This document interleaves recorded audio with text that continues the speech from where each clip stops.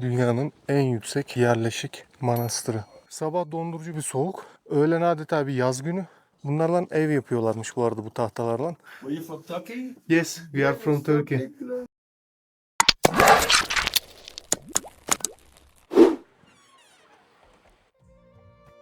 Dördüncü günden Namche Pazar'dan günaydın.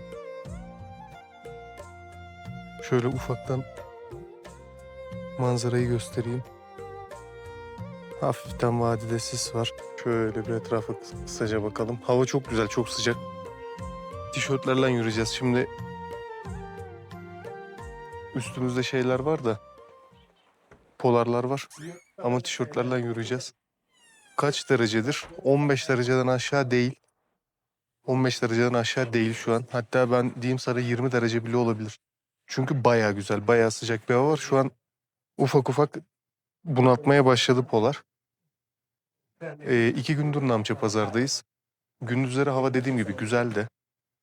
Geceleri de şey değil, soğuk değil. Ben normal içlik üzerine 2 tane yorganla yattım. Hatta tek yorganla bile yatılabilirdi. Üşümedim. Aysun şeyle yattı, tulumdan yattı. O biraz şey yaptı, terledi sanırım. İlk akşam biraz uyandık ettik. Hani biraz rahatsızlık diyebilirim. Yani öyle çok bir şey yoktu da. Ufak tefek şeyler oldu.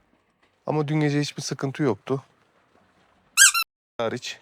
Bu arada abi susmak bilmiyorlar ya. Vır vır vır vır vır vır vır vır vır yani. Hayır bir de şey makul bir ses tonu değil. Ayrıyetten hani bir insan muhabbet ederken karşısındakiyle susar arada ona da söz verir. Arkadaş adam yüksek ses tonuyla hiç durmadan konuşuyor. Ya bir insan nefes almadan, susmadan nasıl konuşabilir ya? Ayar etti ya bizi. Doğru değil mi hacı? Bak o da doğru diyor. Doğru. Aşı. Burada sular da bir değişik. Şey musluklar. Şöyle sağa sola açılıyor. Tabii şey var bir de. Sürekli şey yapıyorlar. Gerçi bak bu damlamıyor ya. Yukarıdakiler hep damlıyordu. Şimdi birazdan şunları deneyeceğim. Taşımayı bakalım. Hak edebileceğim mi? İşte böyle. Namche Pazar'dan selamlar ha. Örme örme. Konakladığımız yerde öreriz. Ya şey saçımı örüyorum çünkü çok dağılıyor benim saçım. Hani normal zamanda tabii böyle bir şey yapmıyorum da. Aysun'u ördürüyorum. Şimdi en azından çok fazla böyle sağa sola açılmasın etmesin diye. Şey için de güzel oluyor. Yağlanması için, yağlanmaması için. O açıdan da bayağı başarılı. Böyle. Haydi görüşürüz. Photo video. Namaste, Hari. Namaste. Temperature. Yürü bakayım biraz. Oo. Bak, tamam mesela Geri dönebilecek mi? Geri dönebilecek mi?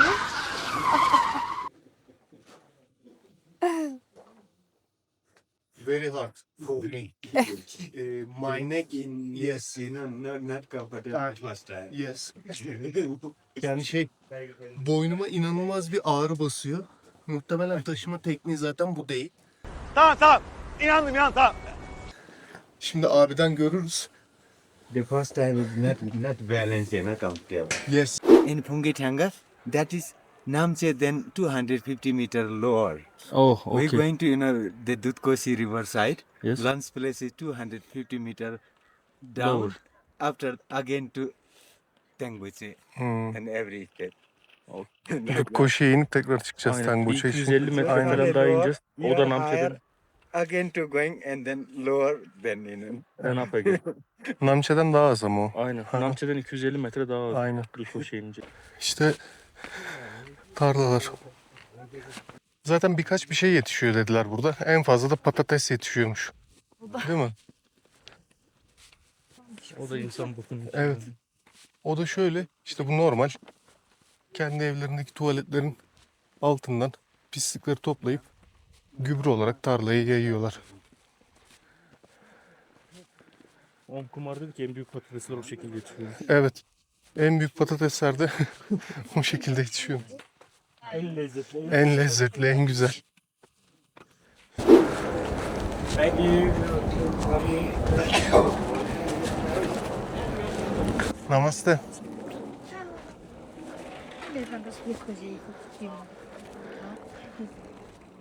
Ya her evin yanından geçerken o değişik baharat değil gerçi o da sebze kokusunu alıyoruz ya. Yes, so they name it Pokaralo. Bunlar da bizim çantalar bu arada. Ya gene aldım ben o kokuyu ya. Her evin yanından geçerken. O köyün içine girince o kokuyu alıyorsun. Aynen. Bundan kaçış yok bu şeyde. Ya buranın sarımsağı mı böyle kokuyor? Sarımsak değil ya. Sarımsak koksa o sarımsak çorbasında olur. Bir tek sarımsak çorbasında yok o koku. Evet. Ya da çok baskın olduğu için. Ya gölgeye girince biraz şey oluyor. Serinliyor hava. Hani üşümüyorsun. Hani bugün için söylüyorum tabii. Güneşe çıktığında da gayet sıcak. Çok öyle terlemiyorsun. Hani ritmini tutturursan terlemezsin. Muhtemelen 2 gün daha, evet. Bugün ve yarın yine orman. Ondan sonra Alpin bölgeye giriyorsun. Burada biraz daha yüksek şeyler. Ağaçlar daha yükseğe çıkabiliyor. Türkiye'ye göre. Çünkü şu an 4000 metredeyiz. Kabaca diyeyim yani 4000. 3700 falandır da. Sen bunu yuvarla 4000'den. Şimdi muhtemelen görünür diye düşünüyorum da. Şurada nehir. Dutkoşi Nehri. Burada da bir tane köprü görünüyor. İşte o köprü Hillary Köprüsü. Namçe'den önceki son köprü. Şimdi şöyle hatta şey bile görünüyor bak arkada. Şimdi Monjo değildir o. Monjo solda kalıyor. Benkar ya da Jorsale. Umkumar'a sormak lazım. Şimdi bazı yerler sağda kalıyor nehrin sağında. Bazıları solunda böyle sağlı sollu sağlı sollu. Mesela gideceğimiz Tengpoche nehrin sağında kalacak. Ama Namche solunda kalıyordu.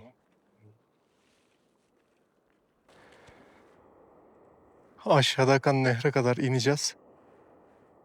Daha sonra şu karşıda zikzak zikzak zikzak zikzak görünen yoldan çıkıp yukarıda şurada Tengpoche'ye gideceğiz. Tengpoche 3900. Burası da herhalde 3800 falandır. Ama şey işte aşağı inip tekrar çıkacağız. Sağımızda Ahmet ablam.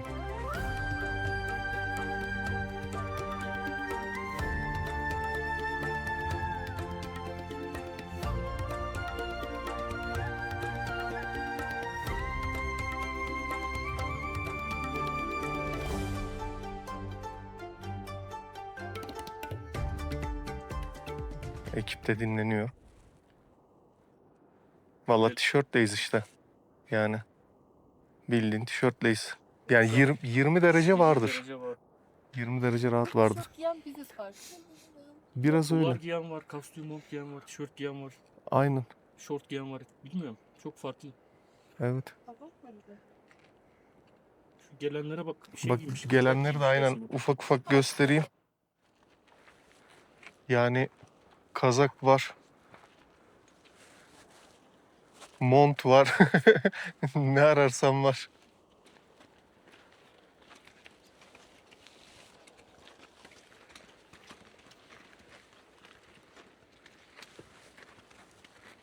Bence bir tek biz normal giymişiz ya. Belki de. Ya botla gelen var. Spor ayakkabıyla gelen var. Var oğlu var. Şimdi işin keyifli ama kötü kısmındayız. Niye? Aşağı iniyoruz. Daha sonra da çıkacağız. Şimdi Dutkoşi Nehri'nin kenarında yemek yeri. Hem orada yemek yiyeceğiz. Oradan da karşıya geçeceğiz. Tengpoche'ye. Nehri geçeceğiz yani. Ha. Ha, okey. Şort ve Şimdi biz yukarıdan kısa yoldan gidiyoruz. Burası para kazanmak için iyi şans noktası. Bu yoldan gidersen zengin oluyor. Aa, Aynen. Dönüşte hepimiz Bursa'da arsa sahibi olduk. inşallah. Yıllardır burada bu işi yapması. Aynen. Evet.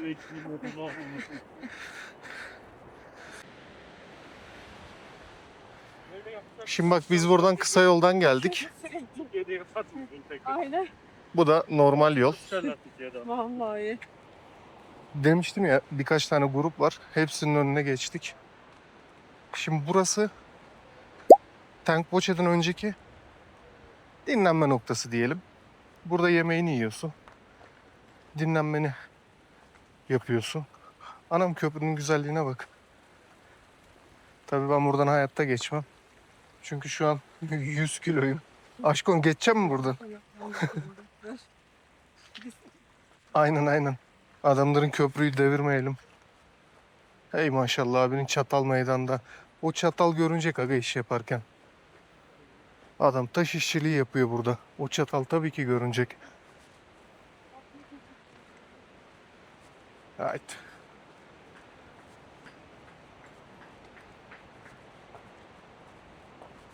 İşte burası da karşıya geçeceğimiz köprü. Aşağıda da Dutkoşe. Ne yapıyorsun lan tipe bak. Yalnız buranın hayvanları, kedisi de köpeği de abi çok sarsak böyle şey hani. Lan hani mesela köpek. Kokudan sarmış olmuşlar. Vallahi aynen. Baharat kokusundan. Şimdi yerimize geldik. Hala bizden. Oğlum gider misin? Seni buradan kovalarlar.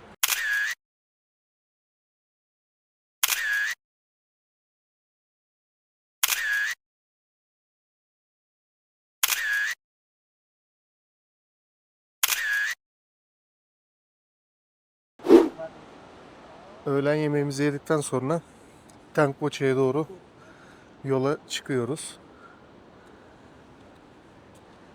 2 saat boyunca bayağı bir dik çıkış var.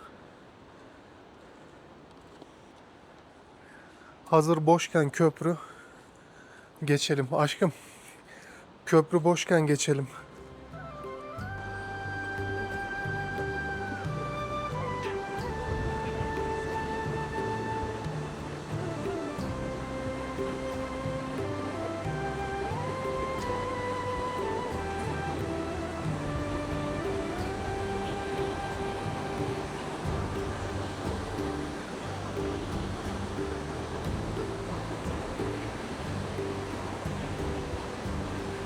Ya sanırım tek kişi yürürken aslında köprüde çok bir sorun olmuyor. Çok fazla sallanmıyor ama birkaç kişi yürüdüğünde gerçekten fena şekilde sallanıyor. Ee, Çok fazla rüzgar olduğu için şapka takmayın dedi rehber. Uçuyormuş burada.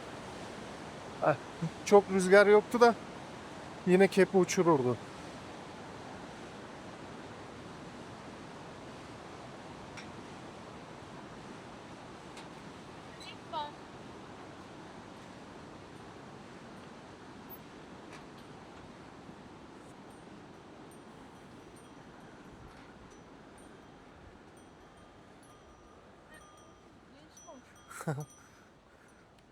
Aha boynuzunun biri kırılmış. Azıcık kolaya kaçmışlar aşkım. Elle çevirmiyorlar. Buna kadar yeteri kadar su yok demek. Bu durmuş. Ama bak bu nasıl dua ediyor. Mekanizması bozulmuş. Aynen. Dua mekanizması bozulmuş aşkım. Bayağı seri dua ediyor. Yayılıyor etrafa şu an bütün duaları. Dualar da o değil. Hep aynı dualar. Ya tabii ki aynısıdır canım. Hani şey değil yani. Hani dualar değişebilir canım. İnsanın istekleri değişebilir. Bunda hep öyle şey. Aynı şeyler. Ya da bize aynı geliyor. O da olabilir. Ya da çok genel almışlar. Hani Aynen. iyi yaşam. Ha bak Çok para. checkpoint.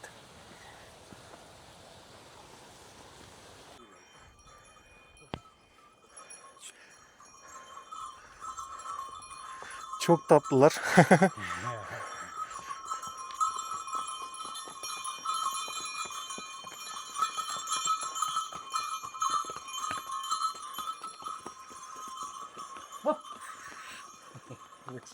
Yes.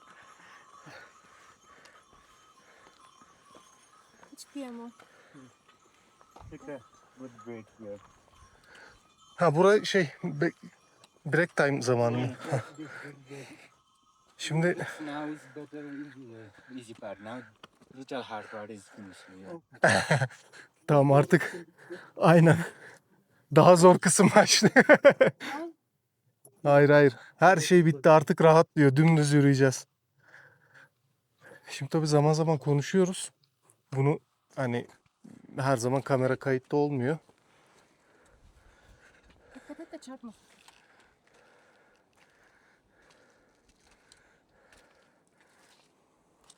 Bunlardan ev yapıyorlarmış bu arada bu tahtalarla. Yani sürekli böyle taşıyorlar. Bu abi sanki 2 gündür biz görüyoruz. Öyle hatırlıyorum. Bugün gördük. Şu şeyden sırtındaki çantadan. Evet aynen. Lan tipe bak. Aha geldi bir tane. Abi de dinleniyor.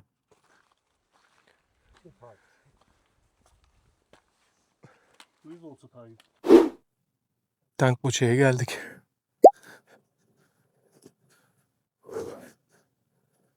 Burası Tankboçe Manastırı. Dünyanın en yüksek yerleşik manastırı. Yani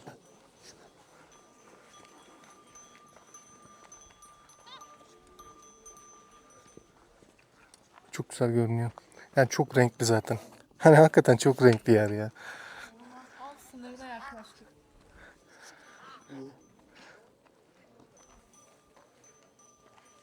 Şimdi şunu çevirmek için gireceğim.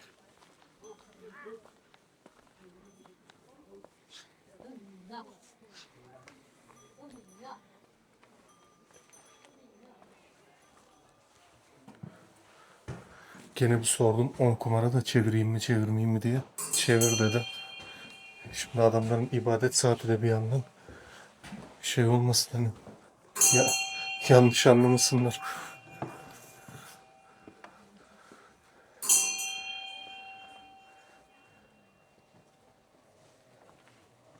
Şimdi 10 kumara anlatacak. Ha, 7 a.m. to 5 p.m. Inside. Like Inside. this. We prefer that if you like to inside. If you not like this photo video, Ha, like this. only see. Only eyes. Here, and this inside okay photo. Main inside. No. Just Okay, I understand. Just see. Just eyes. yeah.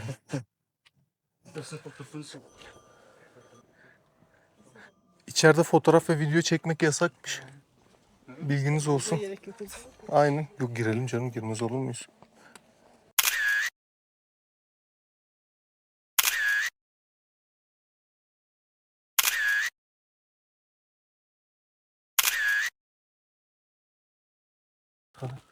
Şimdi tapınağa gittik. Teşekkür ederim. Bir yandan yürüyebiliriz bu arada. Aynen yürüyelim. Budist tapınağına bu en büyük tapınakmış ve tek lama burada duruyormuş. Bir tane lama varmış. Lamanın bedeni ölüyormuş ama ruhu ölmüyormuş. Ruhu hamile kadınların içinde geziyor. Mesela bu lama 3-4 sene önce ölmüş. O zamanki hamile kadınlardan birinin doğurduğu çocuk lama olacak. Buna karar vermek için de işte ailelerini getiriyor. Çocuklarını getiriyor aileleri. Buradaki bu monklar, rahipler şey yapıyor çocuğa. İşte dualar okuyorlar. Bir şeyler söylüyorlarmış. Bunun karşılığında çocuk ağzını açarsa o çocuk lama oluyor. Ondan sonra ailesi bunu 10 yaşına kadar, 15 yaşına kadar, bazıları 6 yaşına kadar bekletebiliyor. Ondan sonra buraya getiriyorlar. Hayatını burada geçiriyor lama olarak. Ölünce tekrar başka bir lama geliyor. Ama bir tane lama oluyor. İçeride bir sürü monk var. Bir sürü monk oluyormuş. Aysun şeyi sormuştu, o küçük çocuk. Ben de onu sordum. Hani bir tane çocuk vardı orada. O lama olamıyor. Lama bir tane var. Öldüğü zamanki hamile kadınların içine giriyor onun ruhu. Evet, o çocuk büyük O çocuk çünkü. aynen. O çocuk şey dedi. Bazen 5 kişilik aile çocuğu olan bir ailesi dedi. Ya birinci çocuğunu ya ortanca çocuğunu ya da en küçük çocuğunu buraya getiriyor, veriyor hani şans için. Monk olarak. Monk olarak Ha. veriyormuş. Yani o tamamen aileye kalmış bir şey dedi. Yoksa kişi galiba kendi tercihine göre monk oluyor veya olmuyor. Ha. Şey, genel konsepte şeyle ilgili ne düşünüyorsunuz? Ayinden ilgili. Genel konsepte komik. Hani Korkutucu. absürt geldi. Değişik, enteresan hani. Bir ritimde söylemiyor. Adam bazen böyle duraklıyor. Bazen böyle dalga geçermiş gibi duruyor birden. Konuşmayı bitiriyor. Ayin bittikten sonra yemek arası, içme arası veriyorlar. Bir duruyorlar böyle bir davul zurna. İşte ne bileyim. Bir tane böyle çan gibi şeyler var, onları çalıyorlar. Şey, hani kullandıkları enstrümanlarda ne vardı? Davul vardı. O Bu borulardan vardı. boru vardı. Trompet gibi bir şey. Uzun Evet. vuvuzela aslında. Vuvuzela, Vuvuzela aynen. gibiydi.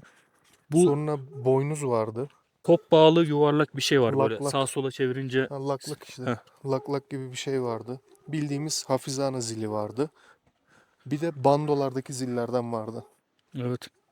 Ya şey oluyor. e, Normal ritimde başlıyor, ondan sonra tam bir kaosun içine giriyor. Evet. Hani herkes deli gibi çalmaya, deli gibi vurmaya başlıyor. Sonunda mevlit gibi şey verdiler, yiyecek verdiler. Ha aynen. Sonradan yiyecek bir şeyler verdiler. Bunları verdiler. Şu kızartılmış ekmek. Bu da kızartılmış pirinç galiba. Şeyi soracağım şimdi. Gibi. Kumara bunlar ne anlama geliyor? Hani Hristiyanlıkta ekmekle şarap veriyorlar. Şarap İsa'nın kanı. Ekmek de İsa'nın bedeni ya.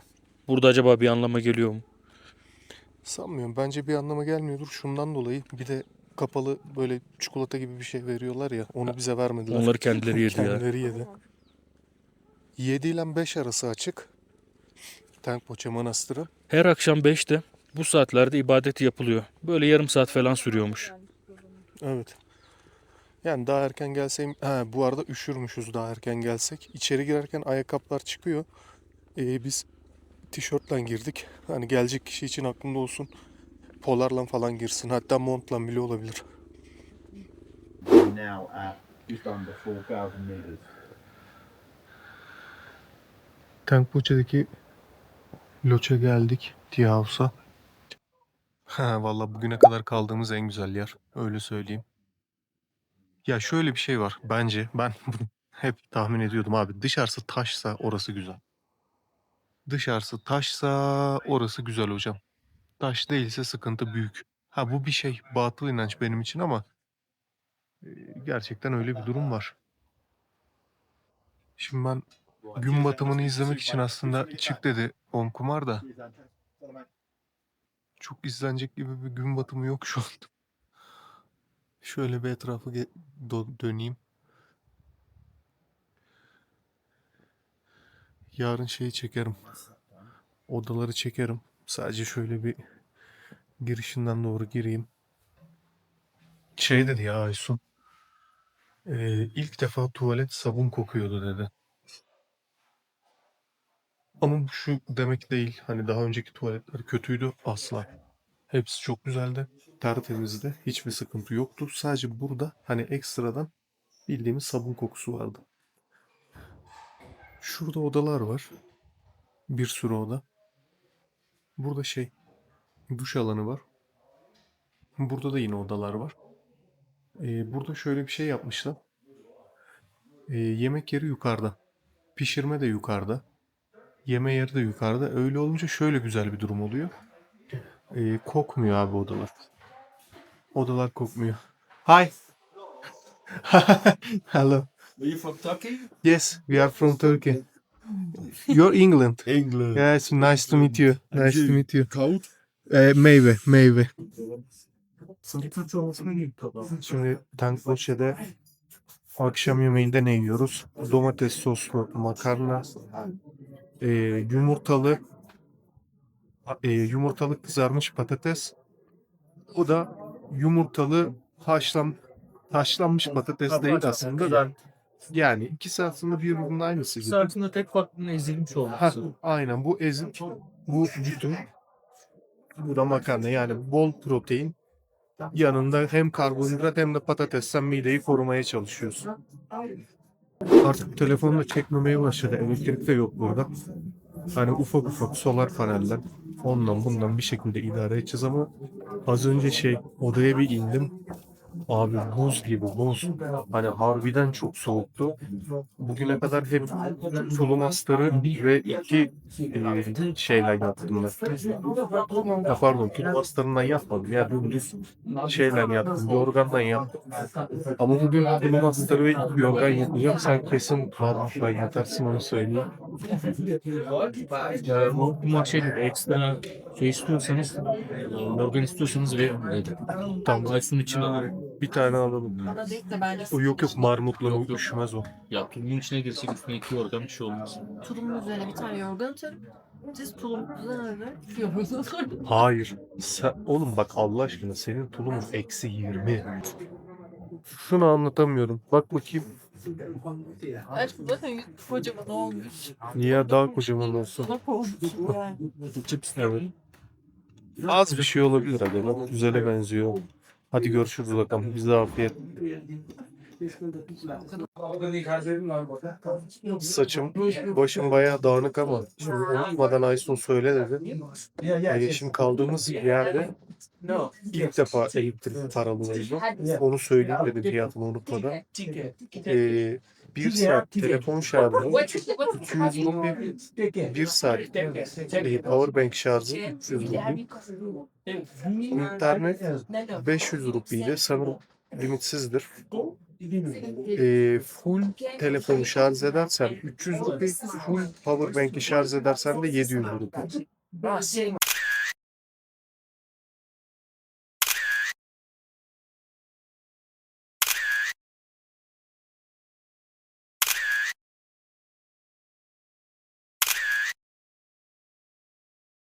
Aa bak bak bak, kayalar nasıl düşüyor sağda. Oo nasıl düşüyor, bak bak bak bak bak. Çığ oldu, çığ. Nerede? Aynen. Bunları Everest'e çıkmak için yakıyorlar. Bak burada bayağı sağlam bir taş işçiliği var. Yol bozulmuş.